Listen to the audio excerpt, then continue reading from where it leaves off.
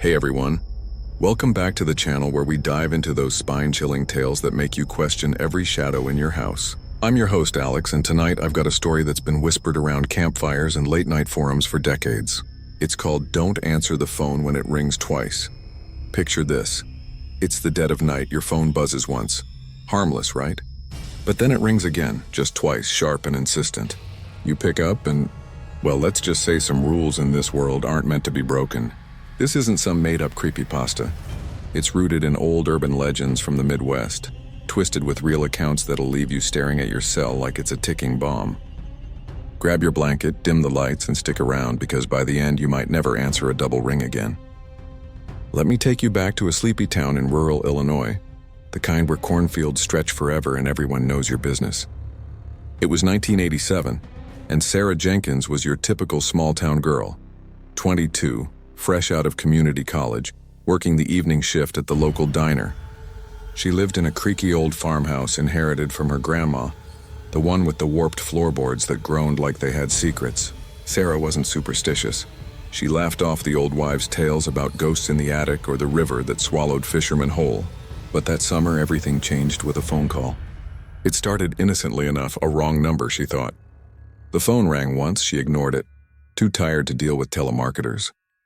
Then it rang twice more, quick and deliberate, like someone tapping their fingers impatiently on the line. Sarah picked up on the second double ring, her voice all Midwestern politeness. Hello? Jenkins' residence. Static crackled like distant thunder, then a voice, low, raspy like gravel under boots, whispered her name. Sarah, it's me. She froze, heart skipping because it sounded just like her grandma, who'd passed 2 winters back from pneumonia. But grandma never called. She hated phones, always said they carried echoes of the unwell. Sarah chalked it up to a prank, maybe some kids from the high school messing around. She hung up, laughed it off over coffee with her cat, Mr. Whiskers, who was unusually still that night, ears perked toward the wall. Little did she know that double ring was the first thread unraveling her quiet life. The next evening, after a double shift slinging burgers and pie, Sarah dragged herself home under a sky bruised purple by storm clouds. The farmhouse felt heavier, like the air itself was holding its breath. She kicked off her sneakers, flipped on the radio for some Reba McEntire to drown out the silence. But as she poured a glass of iced tea, the phone rang. Once.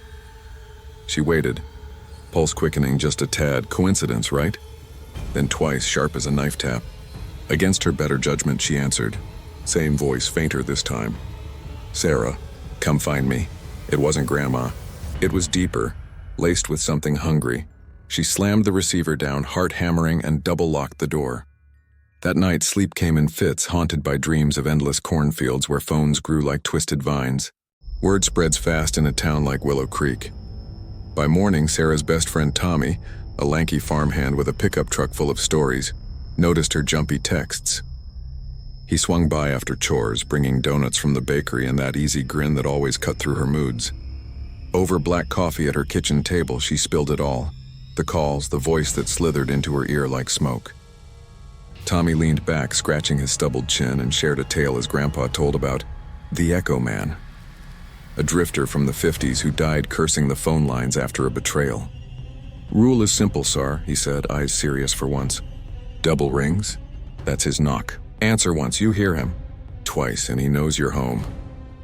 She rolled her eyes, but as thunder rumbled outside, doubt crept in like fog off the fields. That afternoon, curiosity gnawed at Sarah like a bad itch. She dug through Grandma's attic, dust motes dancing in the single bulb's light, unearthing a shoebox of yellowed letters and faded photos. One caught her eye. A snapshot of Grandma Young, arm around a tall stranger in a fedora, both smiling by the riverbank. Tucked in the back was a clipping from the 52 Gazette. Local man drowns in suspicious accident. Phone call reported before plunge. The Echo Man. It hit her. Grandma's old flame, jilted and bitter. Legend said he bound his soul to the wires after death. Sarah's hands shook as she pocketed the photo, the attic air turning thick, almost electric. Downstairs, the phone waited like a predator in the hall. Days blurred into a tense routine. Sarah unplugging the phone by day, sleeping with a baseball bat under her bed. But the rings persisted, twice, always twice, echoing through the walls like they were inside her skull. Tommy started staying over, crashing on the couch with his shotgun, just in case, trading ghost stories for uneasy laughs. One humid night, as cicadas screamed outside, it happened again. Ring, ring, ring. Sarah bolted upright, sweat slicked, while Tommy snored obliviously. The voice this time was clearer, pleading, "Sarah, let me in. It's cold out here." She gripped the receiver, whispering back, "Who is this?" Silence, then a chuckle, wet like drowning laughter. She dropped the phone, shattering the silence, and woke Tommy in a panic.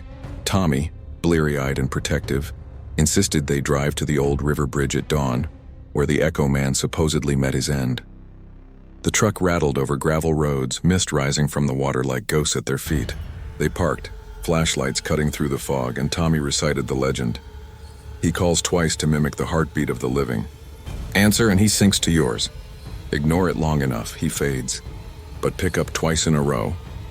His voice trailed off as Sarah spotted it. A rusted payphone by the bridge, receiver dangling like a noose. Graffiti scarred the booth. 2 rings. Death.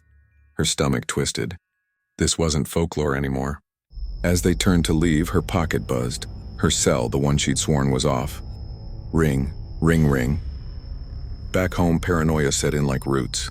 Sarah started seeing him in reflections. The tall man in the fedora, eyes hollow as river stones lurking in the bathroom mirror or the diner window.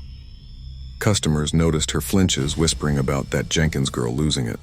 Tommy researched at the library, unearthing more. Victims of the double ring, all women with ties to the 50s, found drowned or hanged, phones clutched in cold hands. "It's a chainsaw," he said over takeout burgers, voice low. He latches on through the line, pulls you under. That night, as rain lashed the roof, the rings came furious. Twice, pause, twice again. Sarah answered the second set, breath held. "What do you want?" The voice purred. "You, like her." Desperation clawed at her.